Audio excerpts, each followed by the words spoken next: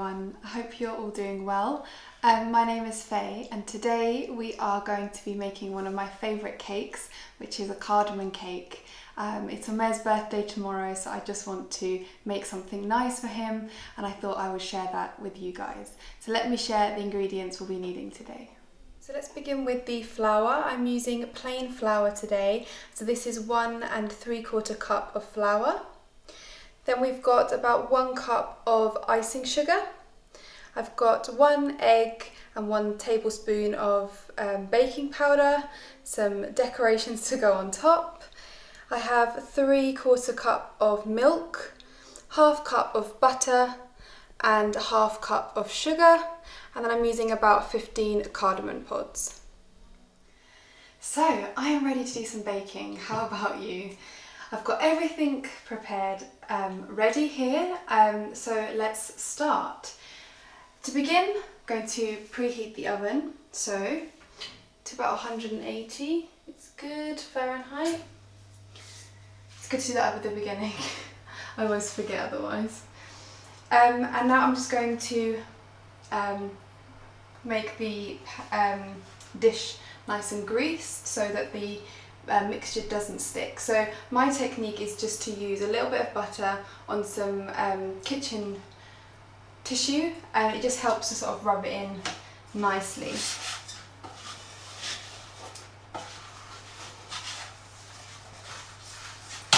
I've done this so many times where I've missed this step and then realised as I'm putting the mixture in, so I like to do it at the beginning these days now. This tin has a bottom which comes out, which is really useful when baking a cake, but it spins around, so this bit is a little bit tricky.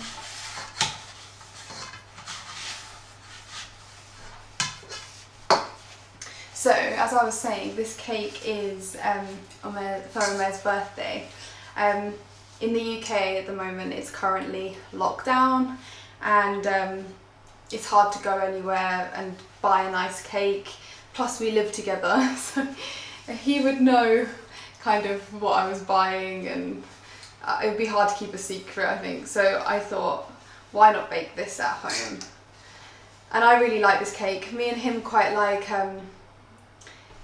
just sort of like cake you can have with tea.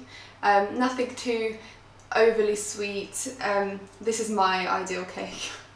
I know he likes other cakes too, but we both really enjoy cake with tea, so I thought I'd just try and make a nice homemade cake for him at home to give to him on his birthday. So the cake dish is all nicely buttered, so I can leave that to one side. And put this in the bin. Okay, what's next? Let's prepare the cardamom. So I have about 15 cardamom pods. So what I need to do with these is open up the cardamom pods, take the middle out where there's the black seeds, and crush them into a powder. So let's begin. This morning I woke up to a lovely view of nice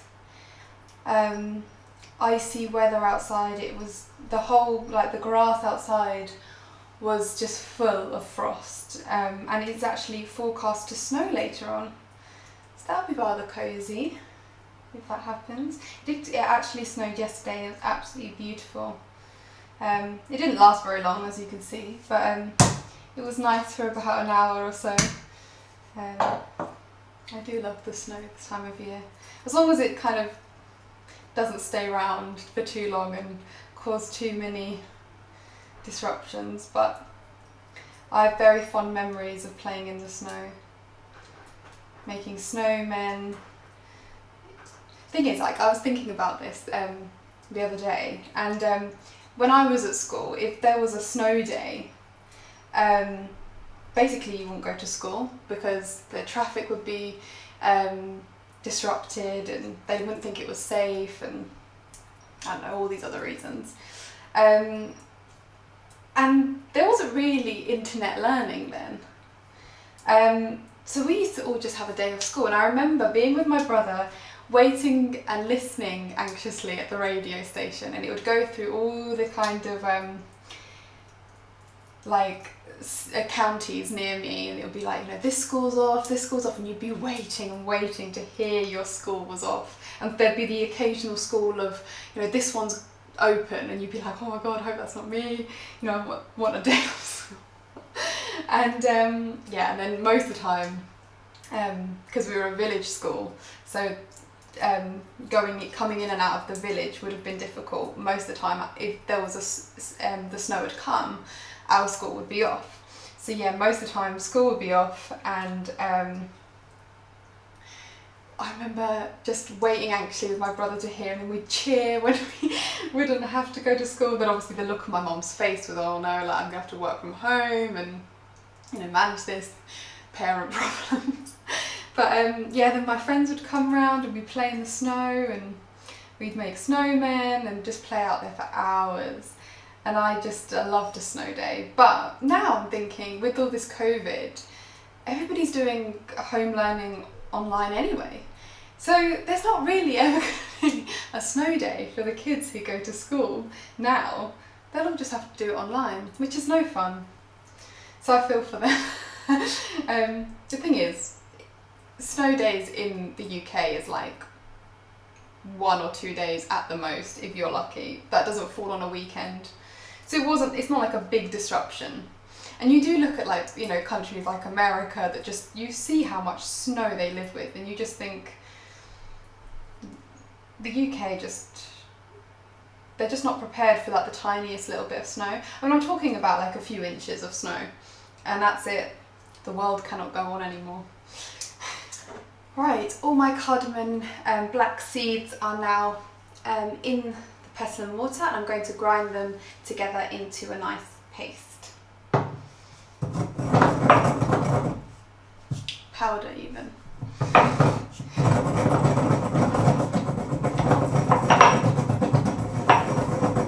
That's good, I think that's all done. Doesn't take very long. Not sure if you can see, it's just into a nice powdered form. Okay, so I think it's time to start mixing this all together.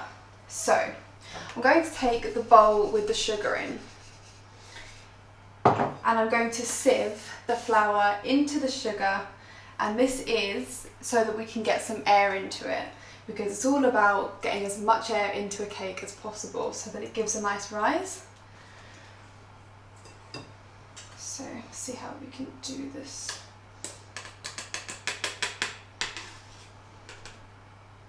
I think it's a bit by bit job.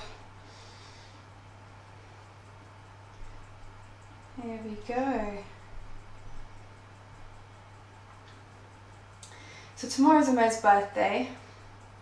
I've got a few decorations for the house and things like that. So I'm going to put those up at some point and try and make it a little bit nice, because obviously normally we would go somewhere and do something, but it's just not going to happen this year. So I've got a few things. I'm going to try and dress the house, make him some nice food. Now, I've thought about what I could make, but having second thoughts. So I want him to be able to just watch TV, movies, eat throughout the day, eat cake, just do things he likes to do, because yeah, you can't really go anywhere, do anything. Normally we would at least go for a dinner or go somewhere nice, but that's not going to happen. But anyway, it's fine. We have a lovely home, and it'd be nice just to spend time together, because obviously during lockdown we haven't spent enough time together already.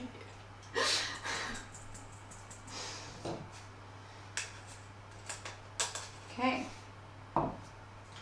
so all the flour is in the bowl, nicely sieved with some air, hopefully. I haven't made too much of a mess yet. Okay, So next to go in, I would think, is the 1 tablespoon of baking powder. I'm also going to sieve this as well. There are some lumps in this, so just to get those out and to add some more air, it's good to sieve this bit. The general rule of making a cake is half fat to flour. So we will be adding half butter to this cake.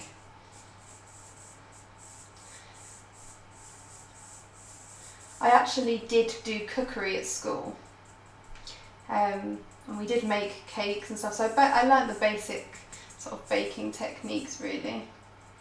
So I'm going to try and remember back to the school days.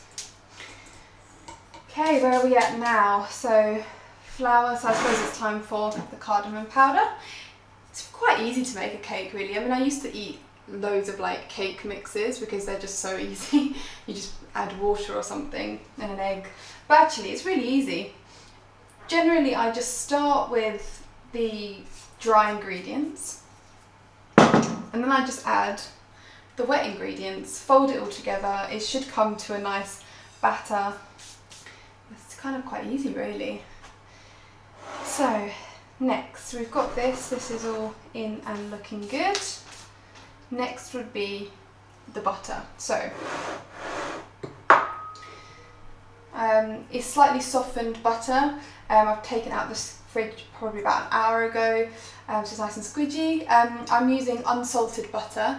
I find this is much better in cooking, but I'm sure a little bit of salted butter wouldn't matter too much. But for cakes I just feel like unsalted is the way to go. So what I'm going to do is just going to start to break the butter up into little pieces, and what I'm going to do is I'm just trying to use my fingers. Now this is something I really do remember from my days in cooking school when I had to do some cooking.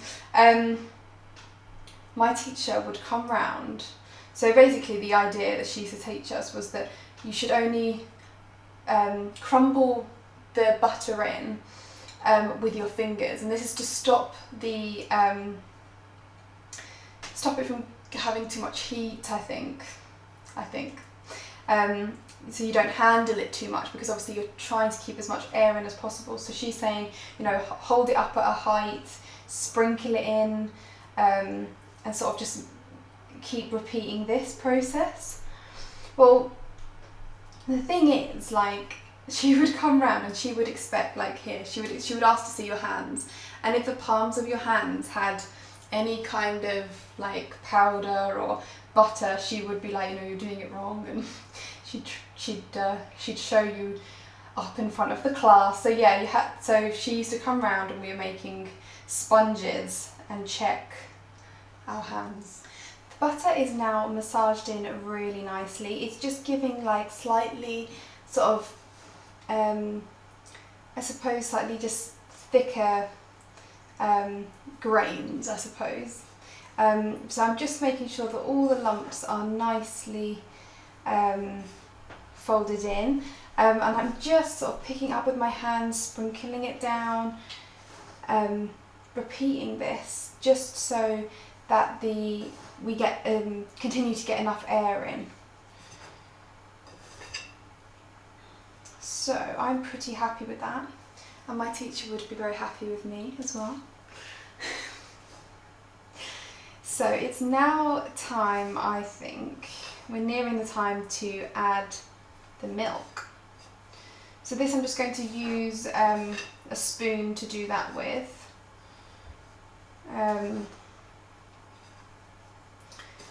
This is the bit where I've been using my hands for the sort of dry ingredients and butter. The thing is, when I was setting this up, I really thought I had a whisk, and I don't have a whisk. So we are going to do this, and I don't even have an electric whisk. So I'm going to have to do this with, I guess, a spoon, which means I'm going to be beating this batter for ages. We'll just have to do it the old-fashioned way. Ugh. I have to go and buy one.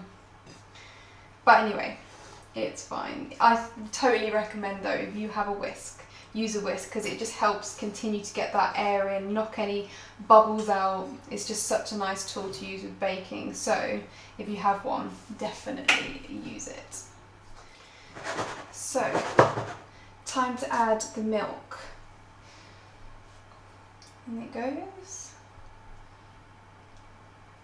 Oh, you also need to add the egg as well. Don't want to forget that. Let's add the egg.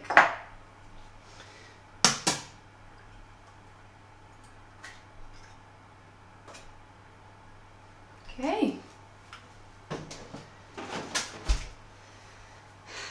Now my bowl is about to overflow. Right, so I'm just going to fold this in. I'm going to use a flat wooden spoon just to gently fold this in so that we don't lose too much air.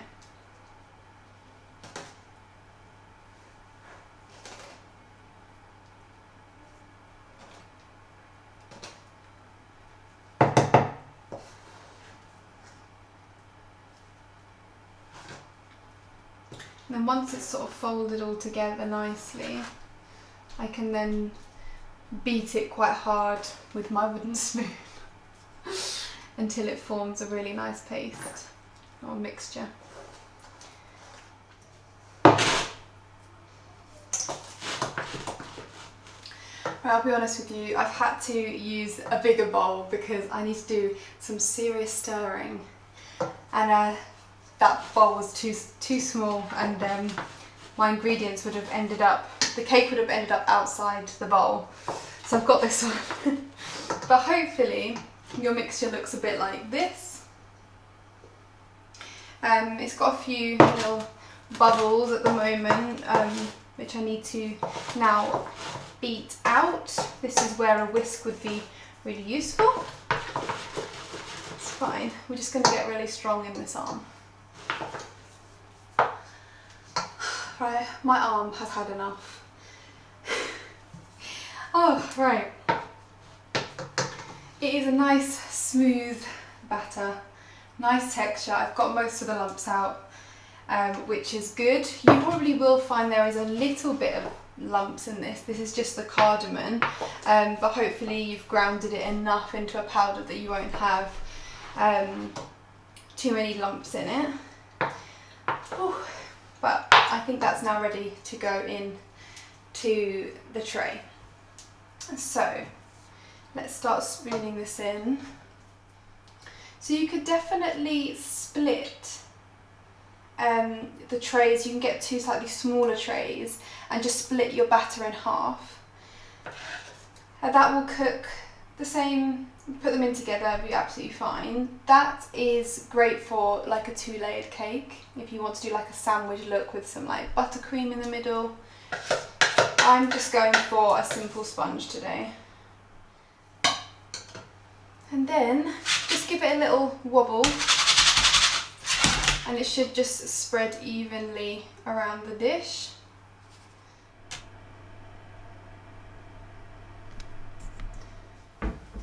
Okay, my cake is ready to go in. So this is going to go in on the middle shelf, straight in, be really quick. You don't want to lose too much of the heat from the oven. So that should cook now for probably about 25 minutes. I'm going to keep an eye on it through the little window, but I probably won't take it out for at least 25 minutes. And then what I'm going to listen for is the little bubbling. If you can listen and hear the bubbles, this means there's still liquid. This is a good technique. This is something I use, and it basically means you've got to put it back in the oven. Another way to check sponge is just put your finger on the top, and if the top bounces back up, that means it's ready. So that's another good one. And then obviously there's the one where you dip the knife in, and if it comes out and there's batter, then it's not cooked. It needs a little bit longer. But this one, I just worry that the air will pop and then your cake may sink because there's a lot of air gathering it, it's rising. So for me, I listen to the cake, and if I can hear there's bubbling, I can hear it cooking still, it means there's still some sort of liquid in there. And then, so that's one I would recommend you use, or just have a little try next time you're making a cake. And I definitely use the finger on the top bouncing, seeing if the sponge bounces or not. So yeah, I hope that's a little bit helpful. I'm going to clear up now, and then a little bit later we can do the icing. And I've got some very manly sprinkles in pink for Omer, because I know that's the kind of colour he likes. And I've also got, I'll just show you one thing. Now I don't have a really good sort of cooling rack, however this is just a baking tray from the oven, and I use this and it works perfectly. It's slightly raised, you can just put the sponge on there as soon as it comes out, as soon as it's ready, and your cake will cool from the bottom, because if you leave it in the pan, the baking tray,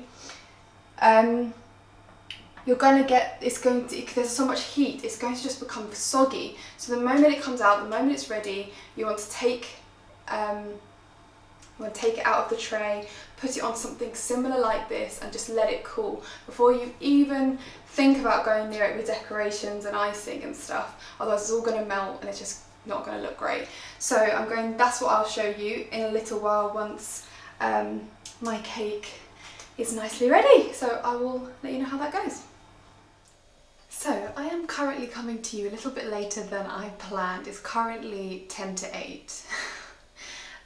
My cake is not still in the oven, thank goodness. I did take it out, but I just got distracted and didn't continue filming this. So it's now the evening. Let me catch you up. So the recipe was meant to be for about 25 minutes. I found that my cake needed about 30 to 35 minutes to be completely cooked through. I did check it one more time, and then it seemed to be absolutely fine. So my cake is ready, and it has been resting now for a good few hours. But it looks quite nice. The edges are a tad bit brown, but in terms of colour and the rise was really good, considering I didn't have the whisk. So I'm really pleased with it. It smells lovely. I can smell that cardamom. So the final little bit left is to add the icing. Now I love decorating cakes. This is my favourite bit probably of making cakes. So I've got my 1 cup of icing sugar. I may well use more, I'm not sure, I'll let you know, and some water. So I'm just going to add it gently and begin to mix the icing and the water together. Wow, it's dissolving.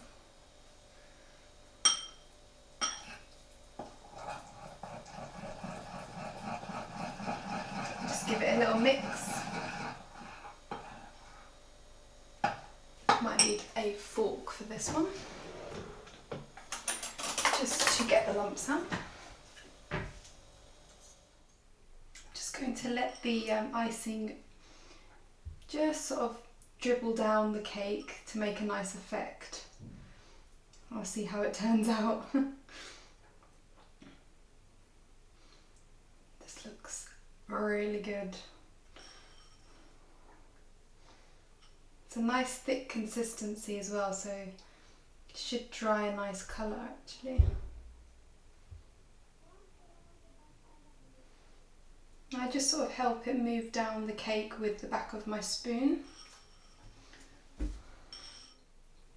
I would say the trick really is just to have quite a thick icing, just so that you have more control over it. Otherwise it will just splatter everywhere, which this one has now covered the sides, but I think it looks quite nice really. So I'm happy with that. Looks good. So I'm going to add the sprinkles now. And just before it dries, I'm just going to add them now so that they stick to the icing. So I've transferred it onto a different plate just so that it looks a little bit more presentable, but I am so proud of myself. I think this cake looks really nice. I mean, it's the most girly looking cake, and this is for my husband for his birthday, but a little pink won't hurt, and he'll only care about the taste anyway, I'm sure. So unfortunately I can't try this for you, but I will tomorrow, and I'll let you know how it tastes, and I'll take a few pictures so that you can see on our Instagram. But yeah, I'm really pleased. That was a good day's baking. So I hope you found this video helpful. I hope you've enjoyed watching, and I just want to say thank you so much for all your support so far. It's greatly appreciated. So please subscribe to our YouTube channel, like this video if you did, and take care for now. Bye!